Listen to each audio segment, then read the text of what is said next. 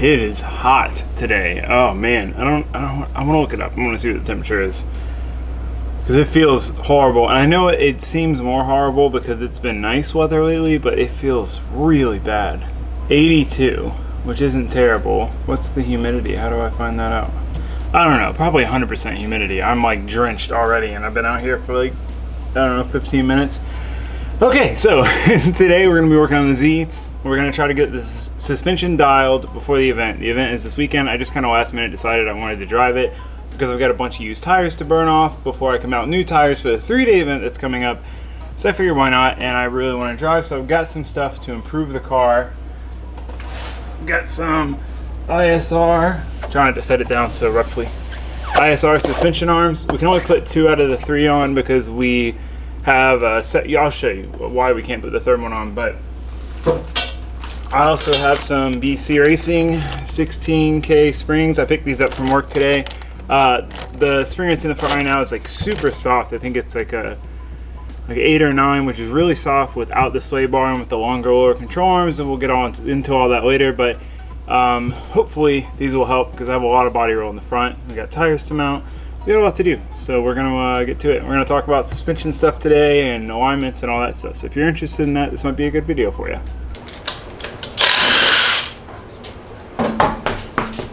So what we got to do here is swap out this spring with the BC spring, which I'm hoping will be big enough. This one looks like a larger inner diameter. Fingers crossed. But yeah, this is a soft spring. We need to swap that out. But while we're here, as you can see, some of these parts are starting to get a little rusty. Here, let me get you guys a close-up and in-depth look at the 350Z suspension. I'm trying to sound dramatic. But yeah, they're getting pretty rusty. So we're gonna sand them up, clean them up a little bit, and paint them. Is that tie rod look bent to you? Looks bent to me. Tie rod's definitely bent. I wonder when that happened. We'll add that to the list. We need to pick up a spare tie rod, because that is probably not gonna last being bent like that. But okay, well, anyway. So yeah, that's why we're starting with the front. First things first, we gotta pull the old coilover out. That way we can swap the spring and start painting stuff. This guy off. Need a wrench.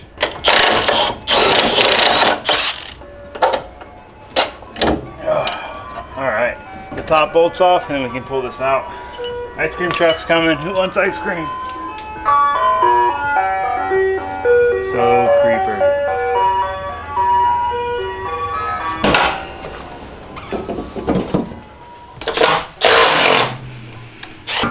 Didn't want to have to do this to you, mister.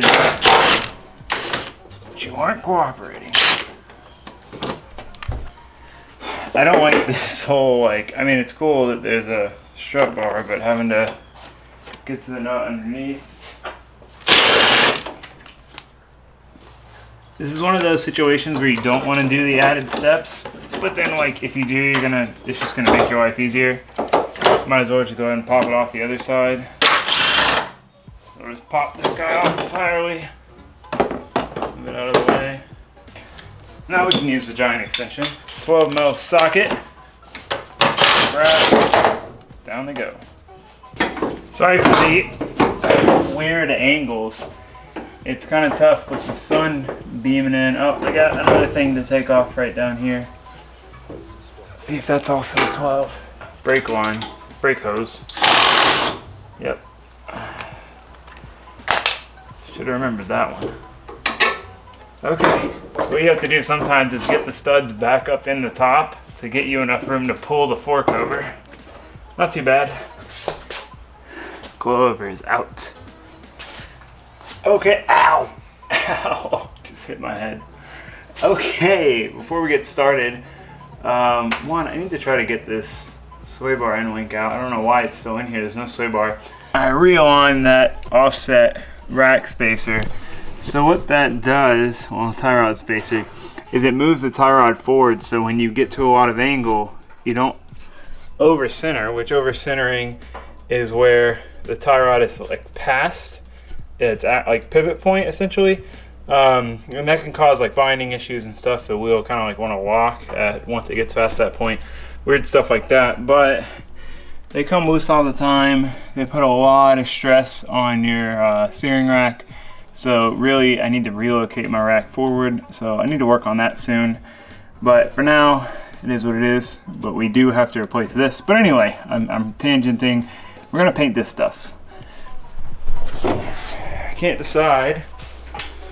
Wrinkle red or wrinkle black. Let's see. I don't know how much I have of each. There's not a whole ton of black. Seems to be a decent amount of red. Red would definitely. Oh, that's engine enamel. Well, I think that's the right one. No, is it this one? Wrinkle Plus, yeah. Red would definitely look cooler. America, red, white wheels, blue car. I don't know. I guess I'll get back to you when we get there.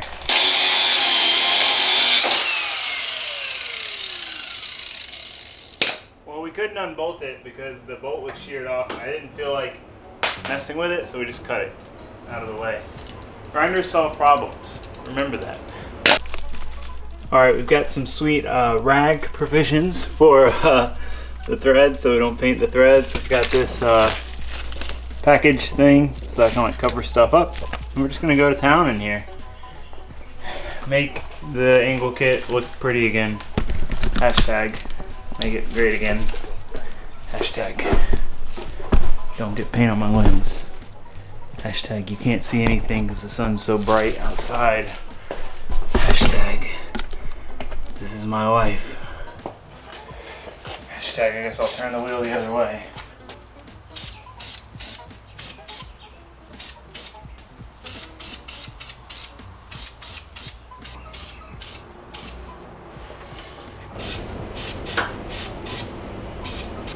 I'm sure some of you absolutely hate me for doing this way, but I just don't want it to be rusty anymore. Alright, so I did a couple of quick coats. I didn't really mask anything off. I just kind of tried-ish to not get paint everywhere, but it didn't really work out. But I mean, it looks okay. It should wrinkle up. We gotta let it dry. While we're letting it dry, we're gonna move on to changing the springs on these coilovers. So these are a V-barrel spring that come on these teens. It's a smaller diameter here than it is here because it gets larger to accept the factory top hat, smaller to accept the standard coilover size. So since it's using the factory top hat, the springs aren't going to fit super well. But we're going to try it. We should be able to make it work. It just might not be ideal, but it'll at least perform better, kind of. So common misconception is that these springs are under as much tension as like a factory one. They're not.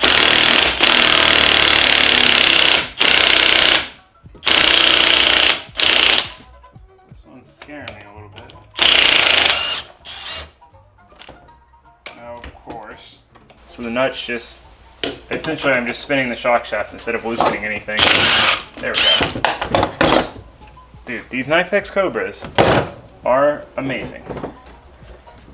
Ben makes fun of me all the time for talking about them so much, but they're so good. Okay, spring off, new spring. So these are a little longer. We're gonna have to adjust the height. Ooh, they don't quite sit down on the lock rings like I'd want to. Oh wow, this is really... So this coilover is just like your typical replacement strut tube with a sleeve on it, like a ground control, like super... Anyway, I'm not going to talk about it.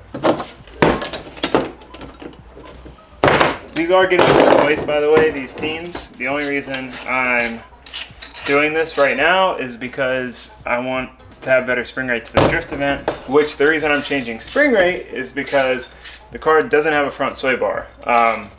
And also with the angle mods, I'm not sure, like I haven't checked to verify where they lengthen them, but they lengthen the lower control arms, and with the lengthened lower control arm, if the shock mount point is in the same spot, you have more leverage on the spring. So it's something a lot of people don't think about. A car like this at 350Z, even with a stock motion ratio, we'll just say it's near, but we'll just say 50%. So that means a 9K spring on the shock is only about a 4.5 at the wheel because of where it's located on the lower control arm. So it has leverage, mechanical advantage on the shock and spring setup. So that's why people get confused sometimes when they're like, oh, well, why is the rear spring rate 12K and the front only 8, but the rear is lighter? And it's like, well, it's actually like a 6 at the wheel. So anyway, that is that. So this 16K is really like an 8, which is like pretty common on like an S chassis, an E36, etc. So it's not outlandish. Alright, I have a plan. This is so jank what I'm about to do, but we're just gonna do it. Guess we could just pull this off.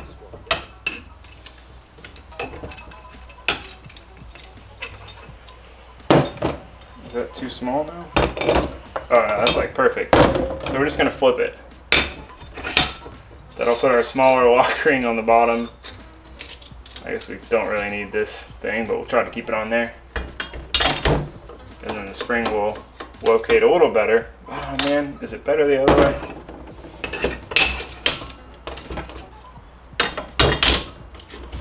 No, that's terrible. It sits on the lip instead of around it.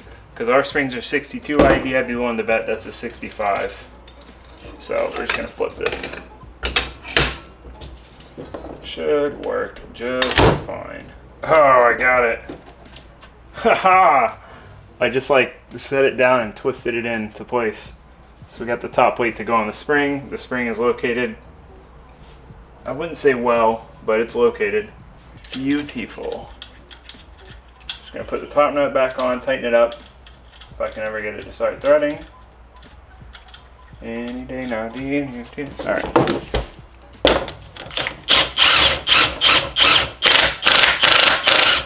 Okay, well, 16K spring on. I'm going to do the same thing to the other shock, and then we'll move on to the next part of today's project. Okay, so those are done.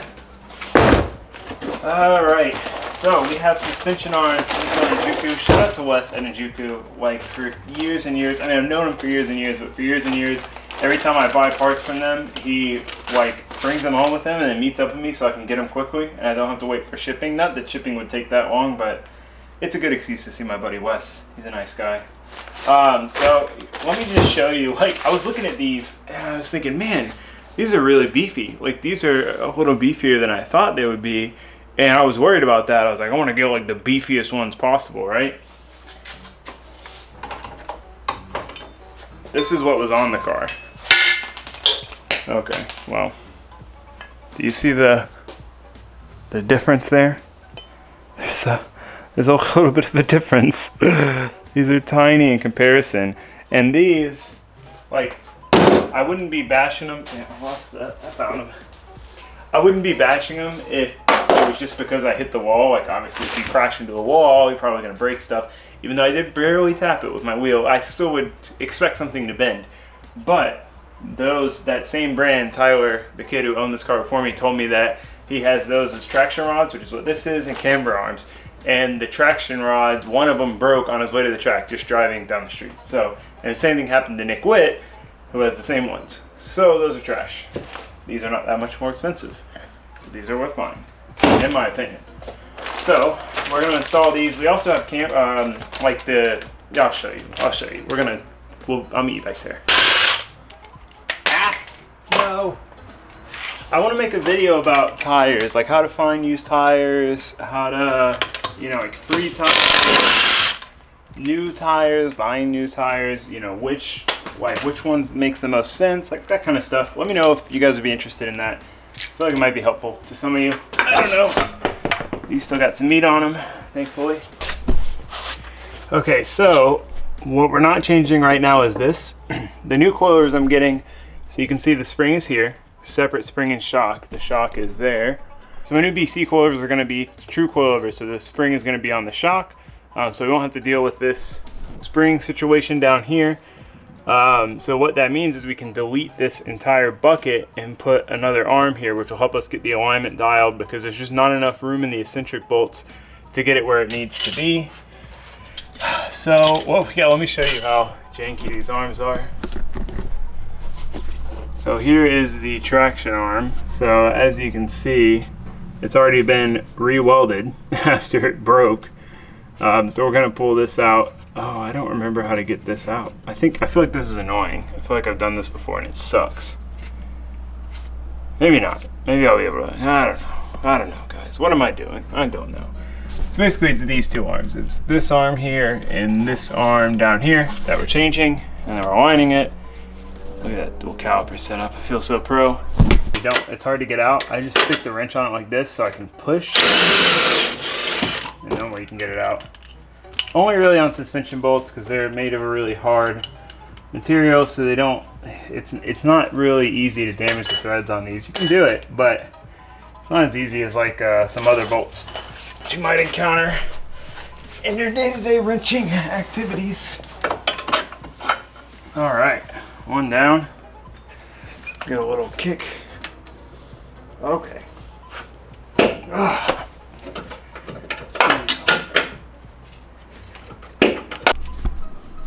So do you see the dilemma here?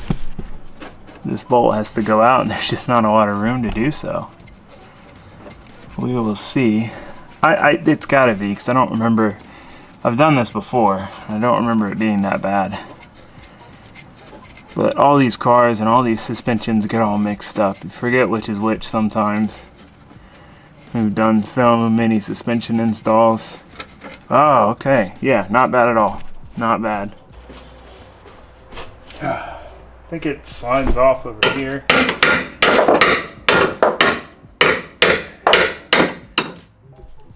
Yeah.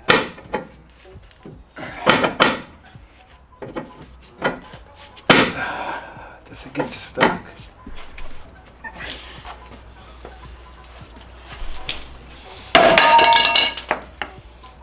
Alright, we got it out. Not in the nicest way. So we're going to do that arm first, because it seems like if you didn't have the wiggle room of the other arm not being there, it would be really annoying to put that arm in. Okay, so a slight dilemma. So these arms just came out, and the problem is they made this bracing just a little too long. You can see next to the other arm that it's not by much, maybe like 1/4 of an inch or so. So we do have to trim this back a little bit to make them fit, because they hit the knuckle before they slide on all the way to the bolt holes. So I'm gonna do that and I will get back with you. But we did get tires mounted. I've been struggling today, guys. Today's been a rough day. These tires, I was gonna recommend them to you guys. There's some sort of hand-cut Ventus TD. I've never heard of them. eBay, they were super cheap. These are like 120 bucks for an R compound and 265. That's super cheap, cheaper than like the Federal RSRs, but they are like rocks, dude. They were so hard to mount. Like, oh my god, it took me and Tyson prying the last bit to get the lip over because the machine couldn't do it. But they're mounted, so whatever, who cares. I'll give you guys an update on the front control arms while we're here. Walk around with the camera. Oh yeah, it looks sick. It looks so sick. How about I got a little overspray. Just don't judge. Don't look at the overspray. Just look at the, yeah, that's sick. That's tight. All right, cool. Anyway, I love wrinkle colors. Wrinkle red, wrinkle black. They're both sick. So not a big deal. Hopefully this one goes in. Yeah, this one's good. All right, put it in.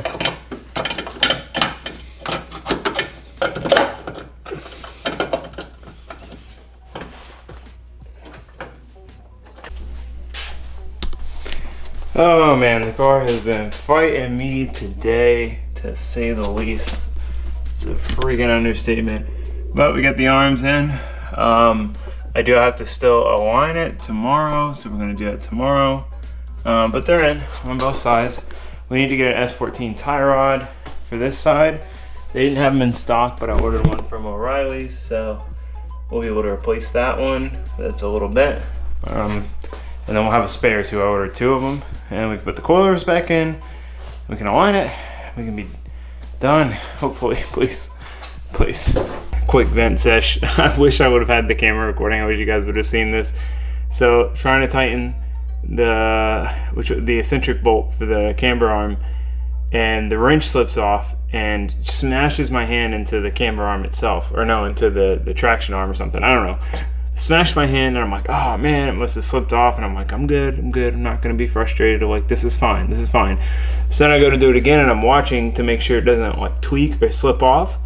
Slips off again, punch myself right in the face. So then I'm like, ah! Oh, yeah, see, I'm telling you, today's not my day. So then I like kind of like punch up and hit the like little plastic cover, just like with the wrench, like and then like a pound of dirt falls on my face. So that's what happened, but we got it done. Optimism, yeah. I'll see you guys tomorrow. I'm sure I'll be in a better mood. Okay, bye. I'm gonna time this any better. The ice cream truck's coming by again, which is weird because I rarely ever see that. Man, when I tell you guys I've been on the struggle bus with this thing, like, it's been the struggle bus. And I don't say that to be negative. I say that because I'm sure some of you guys out there, maybe you're new to working on cars and you're like struggling your way along sometimes. It's so loud, hold on. So anyway, maybe you're struggling along with something and you're like, man, is it just me? Like, oh, like I suck or whatever. I mean, not that I'm an expert, but I have been working on cars for almost a decade now, and I can tell you that we all struggle. We all have our moments. This has been one of those projects. Let me show you what I did here. So remember that bent tie rod? I decided to replace it. I didn't have a lot of time, so I was like, I'll just throw it in and we'll just get to aligning the car. Well, when I went to throw it in, it was kind of hitting this and got a little crooked and cross-threaded. So it's just cross-threaded in there right now. So I need to get some new offset rack spacers. Or realistically, I want to just move the rack forward. But anyway, struggle of the day situation is over. So we're gonna throw the coilovers back in. That way we can get it to ride height, wheels on, put it on the ground, I guess. What's annoying about aligning cars is you can't really align them in the air because you do have camber and toe gain. So as the suspension compresses, you know, you add camber, you add toe.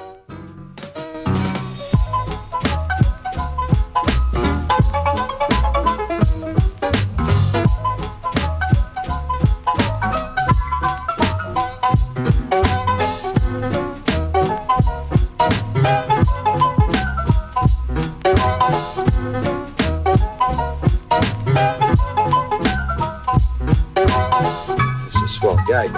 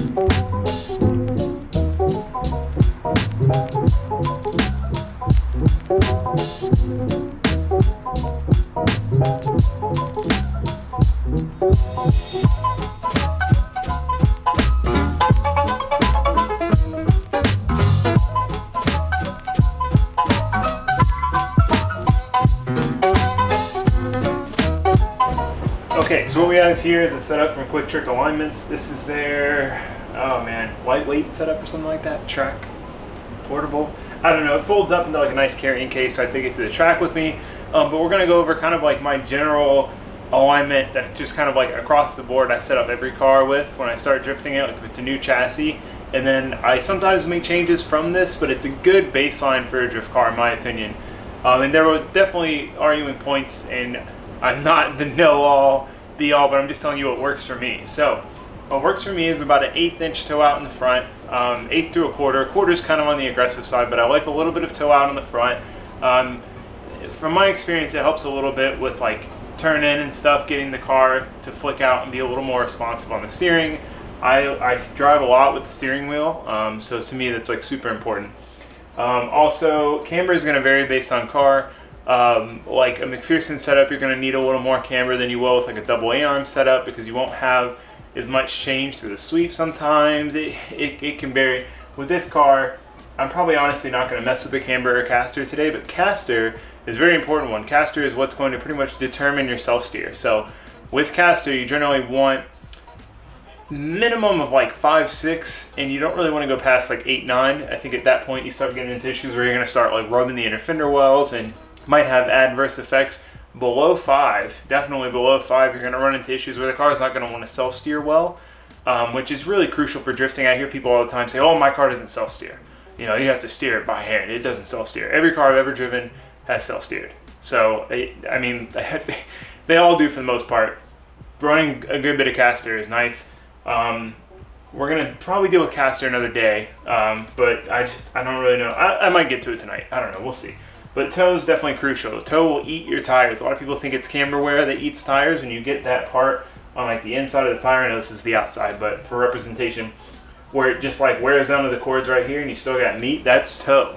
Toe will destroy your tires. So, and this is for the front, obviously. So we're gonna go ahead and align it. Looks like right now we've got 81 3/4 in the front, 81 1/4 in the rear. So we've got a 1/2 inch of toe out. So you take the front number, subtract the back number, you get your toe out. Or, you know, the inverse, if the rear number is larger, then you get your toe in. So if this was like 81, this was 81 1/2, then we would have, you know, 1/2 inch toe in. There we go. That's the word I was looking for.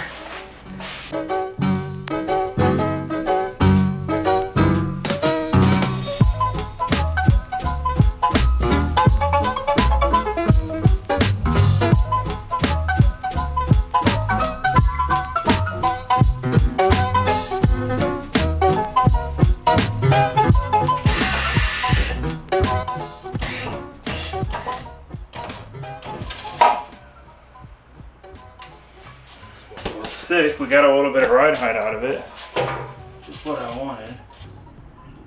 Yeah, we're right there where we need to be. Still 1/8 inch toe out.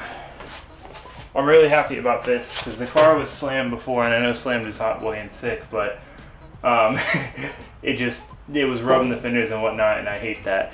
Another note, since we were talking about coilovers and suspension, when you increase spring rate, that's all we did here. We didn't change the location of the spring. They're both all the way up to the top. I mean, the length of the spring doesn't matter in this scenario because we had the spring, you know, tensioned all the way up. Just the increase in the spring rate gave us, I don't know, probably 2 inches of height, just spring rate change. If you think about that at the wheel, we went from about a 5K to about a 9. So this 4K rate change gave us, you know, probably 1.5 inches realistically. I'll measure it. Well, we got bigger tires, but you see what I'm saying. When you increase spring rate, that's why some people want to get these crazy high spring rates and then go really low. But it's hard to get the car low to begin with. So you run these crazy high spring rates and the car doesn't go low, because the reason that it's doing this is because the vehicle weight doesn't compress the spring as much. If you have a 100-pound spring and your corner weight is 100 pounds, it's going to compress that spring 1 inch, 100-pound inch spring. You know, if you have a 1,000-pound spring, then that 100-pound corner weight is only going to compress it 1/10 of an inch. So anyway, a little tidbit for you. So I think we're done with the front for now. Again, we'll revisit this caster and all that stuff. I might check it. I don't know. We'll see. Let's check the camera. See where the camera's at still. should have changed a little bit. Yeah, we're at just under 5 degrees. Make sure it's even. Yeah, we're pretty spot on from left to right. Happy with that. It drove all right last time. I think it's got plenty of caster to self-steer, so I just don't want to delve into that tonight. So I think we're pretty much done with the front. We'll move on to the rear. All right, check this out. So, let's do the front number first. So it's right at 74. It's on the tick mark for 74. 75 and 5/8.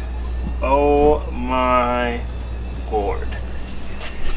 That is a lot of toe in, ladies and gentlemen. Oh, I guess we haven't aligned it at all, and we just threw arms on it. But I was thinking I was driving that whole last event with that much toe in. I guess not. Wow, though, that is redonkulous. It's going to be kind of tough to get the alignment where we want it in the rear because we haven't put on that that third arm, the toe bucket delete plate. So we're also not going to spend too much time on this on the rear, just because we're going to redo it anyway. But we're going to try to get it close. What I'm looking for is as close to zero camber as possible, and then no toe. Let me explain. All right, so with the rear, there's going to be two schools of thought, and one's going to be max grip possible. Every iota of grip that this car can provide from you, tire combo, suspension combo. And then two is going to be decent grip with longevity. So that's what we're going for. So real quick, if we were going for a ton of grip, we would run a good bit of toe in the rear, and generally a little bit of positive camber. You know, if we have really soft rear springs, so that when the car squats, the camber goes from a little bit positive to flat. This car doesn't really have enough power, isn't going to have enough grip, and isn't going to have, it doesn't have right now a soft enough rear spring to squat that much, so we're not going to worry about that. We're probably going to run it, you know, right around zero camber instead of positive. On top of that, we're not going to run any toe in. I'm going to try to run zero toe. And the reason being, yes, you get a little more grip out of towing it in a little bit, but I mean, you can get a good amount more grip, but for me, that grip is not worth having faster tire wear, going through more tires per lap, you know, more of the tire per lap. Like, it's just not worth it to me. I'm going out there to drive and have fun. I'll figure out a way to drive that allows me to keep up instead of going through tires, you know, much faster. So It's a swell guy.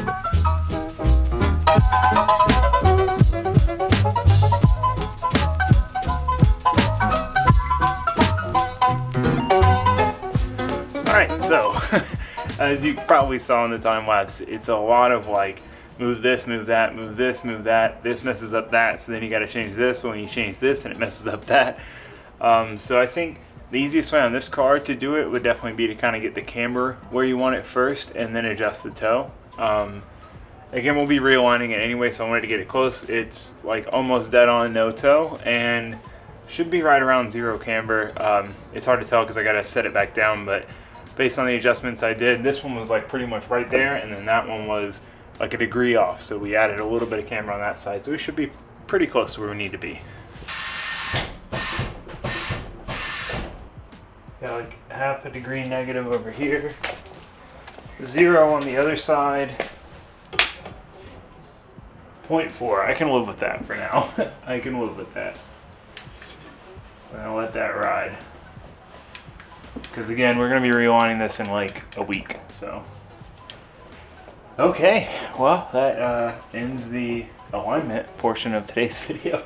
All right, guys, we are done. I can't get over how good this 265 front tire looks. Happy with the way the wrinkle red control arm looks. Matches the steering wheel. It's a thrash car, but it doesn't mean we can't try to make it look congruent. Also, forgot to show you guys, I did this. I didn't have a bracket, so it was basically headers and then nothing supporting the exhaust all the way back to like towards the back.